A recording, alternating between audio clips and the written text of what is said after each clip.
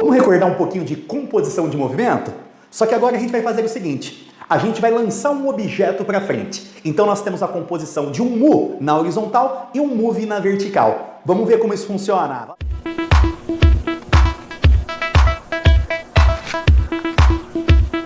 Nós temos uma plataforma de 5 metros, aí um trampolim qualquer, tá? Uma piscina ou algo do tipo, tá?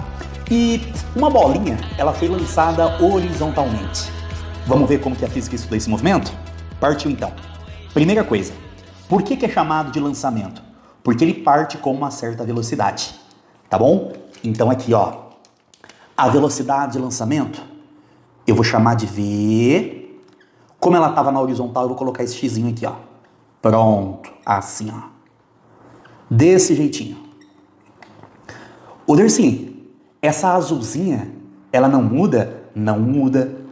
Dercy, não entendi por que a azulzinha não muda. A azulzinha não muda porque na direção horizontal, se eu desprezar a resistência do ar, se eu desprezar o atrito, não tem ninguém puxando a favor, não tem ninguém puxando contra o movimento. Então quer dizer que o Vx, ele tem módulo constante. X quer dizer direção horizontal. Já que a velocidade horizontal é constante, na direção horizontal nós teremos um mu, movimento uniforme na direção horizontal. Certo? Agora vamos fazer o seguinte, vamos analisar esse movimento aqui. Não vou fazer com azul, né, Dercy? Você fez lá com azul, então aqui tem que ser azul também. Então vamos lá, ó. Então aqui, ó, eu tenho um mu. Perfeito. Agora vamos fazer o seguinte. Na direção vertical, no início não tinha movimento na vertical. Então no início, o V0, Y, é zero. Dercy, o que isso quer dizer? Quer dizer que no início não tem movimento vertical. Mas, a partir desse momento aqui, eu disparo no meu cronômetro. E como perdeu o apoio, além de ir para frente, devido à gravidade, a bolinha adquire VY. A bolinha adquire VY.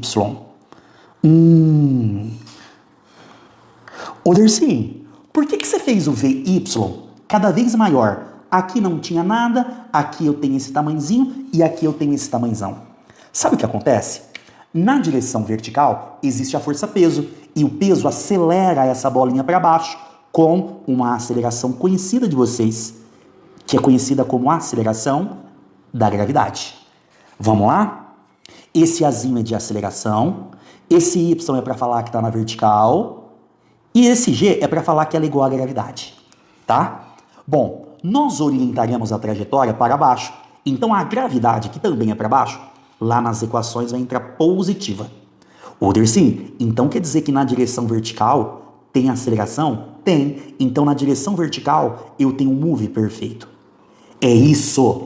Lançamento horizontal é uma composição de movimentos.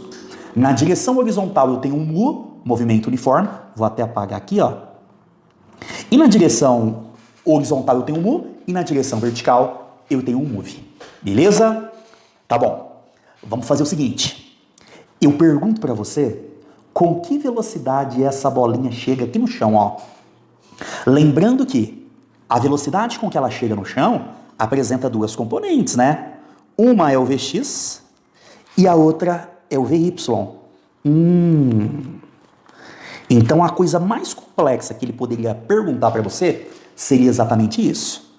Então, como eu quero saber essa pretinha aqui, ó, eu preciso saber quem são essas duas. Vamos lá? Primeiramente, eu quero saber quem é esse Vx aqui, ó. Bom, você viu que ele está na horizontal. Se ele está na horizontal, é um mu. Velocidade de mu, você pode fazer assim, ó. Deslocamento na horizontal dividido pelo tempo de voo. Tá? Bom, quem seria o tempo de voo neste caso? Neste caso, o tempo de voo é equivalente ao tempo de queda. Deixa eu te dar uma dica. Se você chegou até aqui, com certeza ao longo do primeiro semestre, principalmente, né? Você estudou o movimento de queda livre. Quem não estudou, tem um vídeo meu aqui no canal falando a respeito de queda livre, hein? Dá uma olhada lá depois. O tempo de queda livre, quando não temos velocidade vertical no início, é dado por raiz de 2hg. Dercy, de onde vem isso? Isso aqui vem de sorvetão. Se você aplicar o sorvetão com uma velocidade inicial igual a zero e com a aceleração igual a da gravidade, você chega nisso aqui, ó. Vamos fazer a continha? Ó, se liga. A altura era 5, a gravidade aqui na Terra vale 10. 5 vezes 2, 10. 10 por 10, 1 raiz de 1 segundo. Portanto, o tempo de queda é de 1 segundo. O tempo de queda é equivalente ao tempo de voo neste caso. Porque teve só a queda, né? Então aqui é 1 segundo. Vamos ver quanto que foi o deslocamento na horizontal? Na horizontal deslocou 8 metros. Portanto, a velocidade horizontal é 8 metros por segundo. Agora eu preciso encontrar esse carinha aqui, ó. Eu estou na vertical. Então eu poderia fazer, por exemplo, um VVOAT. Dercy, daria para fazer por Torricelli? Daria. Só que sempre que possível, eu dê preferência para o VVOAT. Dercy, por quê? Ele é mais curtinho, né? Ó, esse carinha no início era 0. A aceleração é a da gravidade, vale 10. E o tempo de queda, eu já tenho aqui, ó, 1 segundo. Pronto. Então eu já sei que esse carinha aqui é 10. 10 metros por segundo. Beleza? Olha que bonitinho aqui, gente. O Vx é horizontal, o Vy é vertical. Portanto, eles são perpendiculares. Dois vetores perpendiculares. O resultante entre eles você faz por π. Pronto. Dercy, esse aí é o famoso triângulo. Famoso nada, tem que fazer, né, gente? Pelo amor de Deus. Ó, o Vx valia 8, eleva ao quadrado. O Vy valia 10, eleva ao quadrado. Isso aqui, ó, 10 ao quadrado, isso vai dar 100. 8 ao quadrado, 64. Então isso aqui dá 164.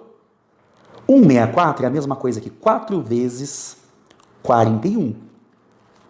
Só fatorar. Dercy, por que você está fazendo assim? Porque agora você chega aqui assim, ó, extrai a raiz de um lado, extrai a raiz quadrada do outro lado. Bom, V ao quadrado pula fora da raiz, raiz quadrada de 4 é 2 e raiz de 41 deixa indicado. Tudo isso está em metros por segundo. Pronto. Então aqui está as principais coisas que eles perguntam para vocês relacionados com o lançamento horizontal. Cálculo do tempo de queda, cálculo da velocidade de lançamento, cálculo do VY quando chega no chão e cálculo da velocidade resultante quando chega no chão.